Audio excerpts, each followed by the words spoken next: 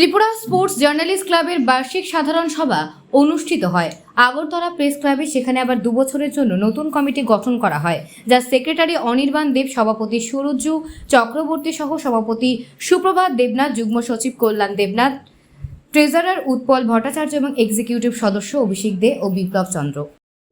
Tripura sports journalist ক্লাবের বার্ষিক সভা আজকে আগরতলা প্রেস ক্লাবের কনফারেন্স হলে অনুষ্ঠিত হয়। এখানে সম্পাদকের প্রতিবেদন এবং আয়ের হিসাব পেশ করা হয়।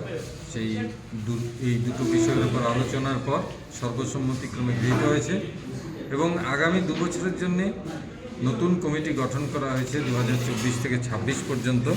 এই কমিটির সভাপতি হিসেবে আমি সুরজ্জু চক্রবর্তী পুনরায় নির্বাচিত হয়েছি, সহসভাপতি সুপ্রভাত দেবনাথ, সম্পাদক হিসেবে অনির্বাণ দেব, ট্রেজারার উৎপল ভট্টাচার্য এবং সহসম্পাদক হিসেবে কল্যাণ দেবনাথ নির্বাচিত হয়েছেন এবং 2 জন কার্যকরী সদস্য হয়েছেন অভিষেক দে এবং বিপ্লব চন্দ্র।